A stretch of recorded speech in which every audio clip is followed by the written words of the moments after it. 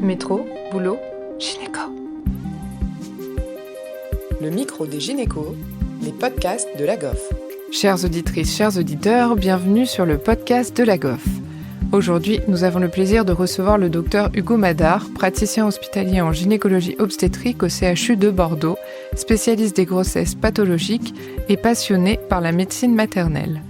Le docteur Madar a participé à plusieurs recommandations pour la pratique clinique du CNGOF, notamment celle sur les cholestases gravidiques, sujet du jour. Laissez-vous guider par l'expertise de notre invité aux côtés de Léa pour le micro des gynécos. Bonjour docteur Madar, on se retrouve sur la chaîne du micro des gynécos aujourd'hui pour parler cholestase et grossesse suite aux recommandations du CNGOF de 2023. D'ailleurs, beaucoup de recommandations fortes pour cette synthèse. Tout d'abord, on rappelle donc ce qu'est la cholestase, qui est la plus fréquente des hépatopathies pendant la grossesse et donc spécifique de la grossesse, c'est-à-dire qu'elle apparaît pendant et disparaît après, avec une fréquence d'environ 1% sur l'ensemble des grossesses dans le monde. Plusieurs études avaient mis en lien la cholestase et des complications périnatales, notamment la mort in utero. Nous, on se voit à ce sujet et aujourd'hui, donc on va discuter. Est-ce que tout d'abord, vous pouvez nous rappeler la définition exacte de la cholestase? Alors, avec plaisir, merci de l'invitation. Alors, la définition de la cholestase gravidique, c'est une définition en réalité qu'on ne peut poser qu'a posteriori de l'accouchement, parce que ça se définit comme un prurite évocateur associé à une élévation des acides biliaires et pendant la grossesse, et surtout une disparition de ces symptômes cliniques et biologiques dans le postpartum. Alors, comme on n'a jamais, au moment où on pose le diagnostic, la disparition des symptômes cliniques parce que la patiente est enceinte, en fait, on est obligé de définir la cholestase gravidique comme un diagnostic d'élimination. On a proposé avec les différents experts du CNGOF pour ces recommandations sur la pratique clinique de définir la cholestase gravidique comme un prurite évocateur. Il faut que le prurite soit idéalement isolé, palmoplantaire, à prédominance nocturne à partir du deuxième trimestre de grossesse, à une élévation des acides biliaires au-dessus de 10 micromoles par litre à jeun.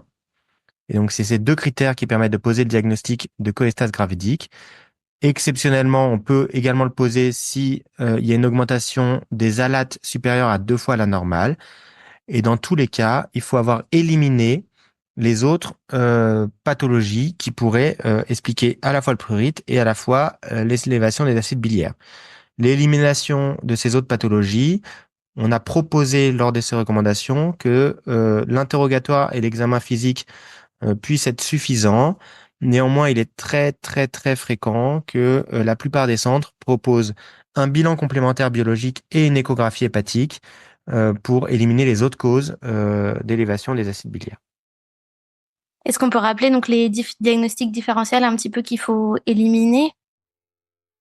Ils sont très rares, en fait. C'est surtout des pathologies hépatobiliaires de type cholangite sclérosante ou cholangite auto-immune. Et parfois, quand la cytolyse est le point d'appel de la cholestase gravidique, bah, toutes les hépatopathies et également les pathologies, les causes de cytolyse pendant la grossesse, telles que les HELLP syndrome. Ok. Donc effectivement, là, les recommandations disent pas de bilan complémentaire si c'est un évocateur franc. Elles disent pas de bilan, elles disent il est proposé de ne pas réaliser de bilan complémentaire biologique ou échographique. Et c'est justement la subtilité de ces recommandations. On n'a pas écrit il est recommandé de ne pas réaliser de bilan biologique ou échographique. On a proposé de ne pas le faire sur la base d'une étude d'ailleurs française réalisée à Port-Royal sur plus de 250, une série de plus de 250 cholestases gravidiques où ce bilan complémentaire était systématiquement réalisé et n'a pas amené de réorientation diagnostique. D'accord. Et on rappelle que les sels biliaires, ils sont importants d'être faits à jeun, c'est ça, parce qu'il y a une variation physiologique importante pendant la grossesse? Oui, alors les Américains, eux, préconisent de les faire à n'importe quel moment de la journée, mais en fait, il y a de grandes variabilités de la valeur des sels biliaires selon le moment de prélèvement, et notamment selon le fait d'être à jeun ou pas à jeun. Et donc, à l'instar de la plupart des sociétés savantes, on a privilégié le bilan sanguin à jeun, puisque c'est normalement le moment de la journée où les acides biliaires sont au plus bas. Ok. Et donc, une fois le diagnostic posé, quel est le traitement? Alors ça, c'est par contre beaucoup plus simple. Avant ces recommandations, il y avait beaucoup de traitements. On entendait parler de l'acide urso-désoxycholique, du Questran. Alors le Questran, c'est la Cholécystéramine. cholécystéramine, de la S-adénosylméthionine, parfois de la dexamethasone, parfois de compléments alimentaires type gomme de goire, charbon activé, ou même des antibiotiques tels que la rifampicine. Et en fait, ces recommandations ont permis de faire le tri et de ne recommander uniquement de traiter que par acide urso-désoxycholique, à la fois pour réduire l'intensité du prurite et à la fois pour réduire la mortalité périnatale. Donc, l'acide urso-désoxycholique, il agit et sur le prurite et sur la diminution des acides biliaires et donc également sur la morbidité C'est périnatale. l'extrapolation qu'on en a fait, alors on l'a écrit de façon un peu différente. On a écrit: il n'est pas recommandé de prescrire de l'acide urso-désoxycholique dans le seul but de réduire le risque de mort fétale, le risque de mortalité périnatale, l'hospitalisation en néonatologie et le score d'Apgar inférieur à 7 à 5 minutes. Mais en fait, on a fait une extrapolation que, étant donné qu'il existe un lien entre valeur des acides biliaires et mortalité in utero, et qu'il est démontré que l'acide urso-désoxycholique réduit la valeur des acides biliaires, on a on considère que mettre de l'acide urso-désoxycholique pourrait réduire, même si ça n'a jamais été démontré. En tout cas, là où c'est démontré, on le recommande fortement. On met de l'acide urso-désoxycholique pour réduire et le prurite et la valeur des acides biliaires. Ok. Et l'atarax, est-ce qu'il a un rôle? Alors l'atarax, il a un rôle. Alors il a été suspecté d'avoir un rôle, symptomatique sur le prurite. Sauf que on a sollicité des experts qui nous ont expliqué que les antihistaminiques tels que l'atarax n'étaient pas utiles sur un prurite associé à le dépôt de sel biliaire en cutané, et que c'est pas du tout la même mécanisme qu'une réaction allergique. Et que finalement, si l'atarax est beaucoup utilisé, c'est parce qu'il permet d'améliorer le sommeil des patientes. Et en fait, il réduit pas vraiment le prurite, il permet souvent d'améliorer le sommeil. Sauf que, et ces effets secondaires sont quand même notifiés par le CRAT, l'utilisation au long cours peut conduire à des signes d'imprégnation chez le nouveau-né, tels qu'une sédation ou la présence d'effets atropiniques à la naissance. Et donc, en fait, nous, on a décidé dans ces recommandations que les données de la littérature étaient complètement insuffisantes pour se positionner sur une recommandation de prescription ou pas de l'atarax, sachant qu'on n'en attend pas un effet sur le prurite, on attend un effet pour améliorer le sommeil et qu'il peut y avoir des signes d'imprégnation chez le nouveau-né. Donc, on n'a pas encouragé la prescription d'atarax. Et néanmoins, dans le Pitches Trial, qui est un des essais les plus de plus grande ampleur sur la cholestase gravidique, 80% des patientes avaient une prescription complémentaire en plus de l'acide urso-désoxycholique ou du placebo, de l'atarax. Donc c'était très largement prescrit par les gynécologues obstétriciens, et c'est ce qu'on voit en pratique réelle, mais il n'y a pas de données qui sont en faveur d'une prescription large de l'atarax. Ok.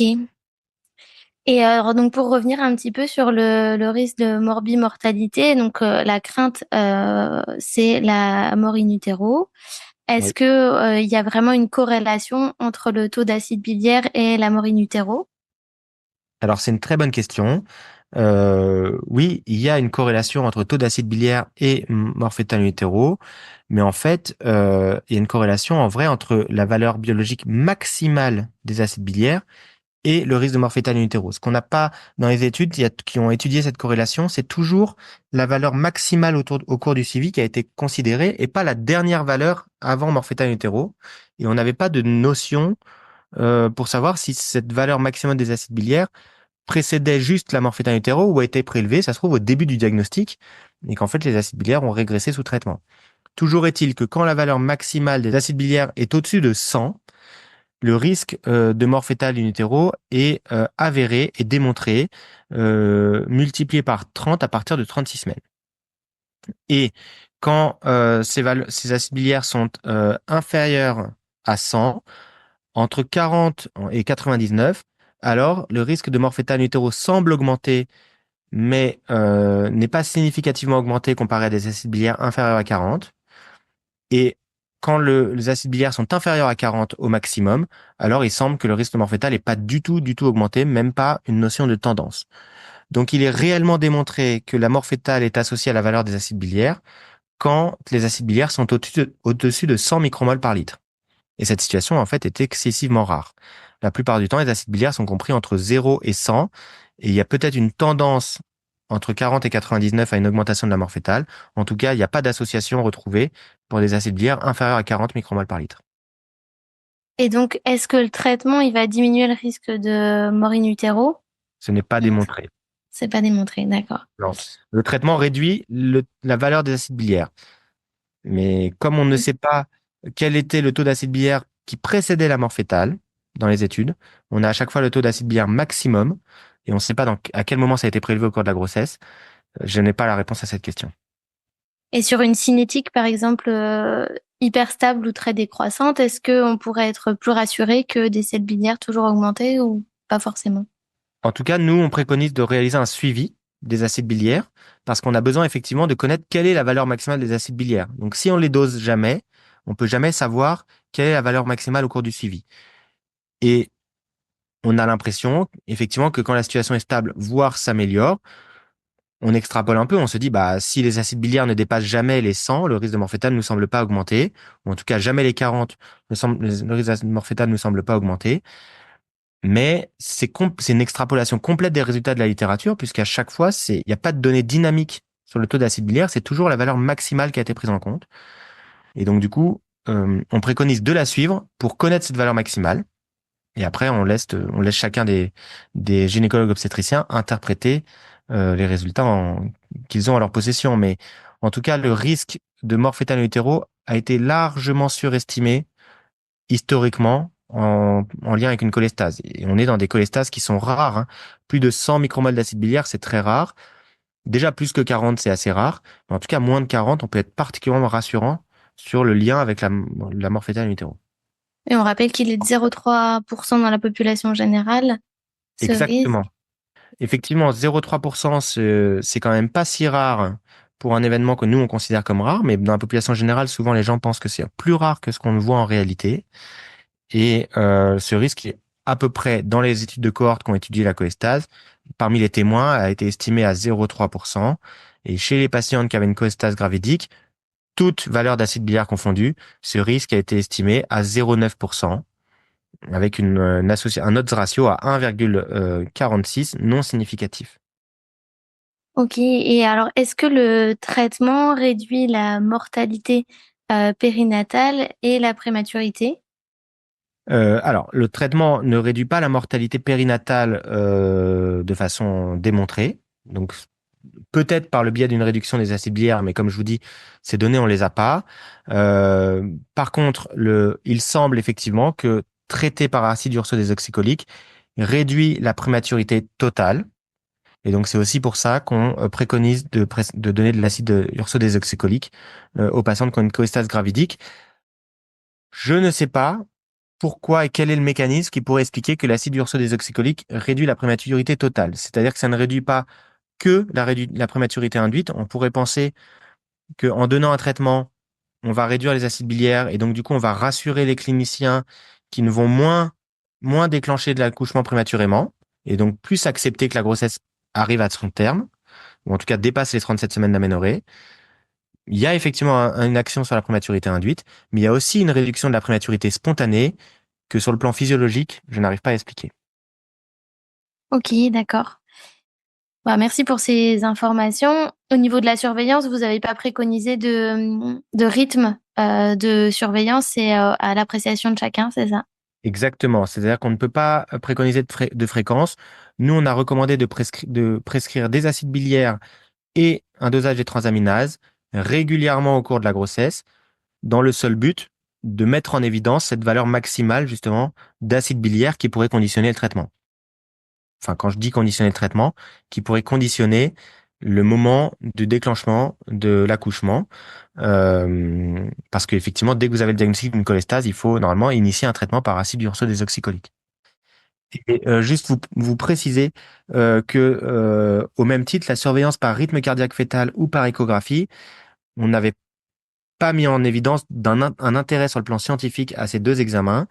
En tout cas, ni le rythme ni l'échographie malheureusement permettent de dépister la survenue d'une mort fœtale in utero dans le cas de cholestase, parce que c'est une mort fœtale brutale, avec des case reports qui ont bien montré que parfois les rythmes juste avant, la veille ou le matin même étaient strictement normaux. Et donc chacun fait ce qu'il veut sur l'intérêt d'une surveillance par analyse soit du rythme et ou par échographie obstétricale des patientes qui ont une cholestase gravidique.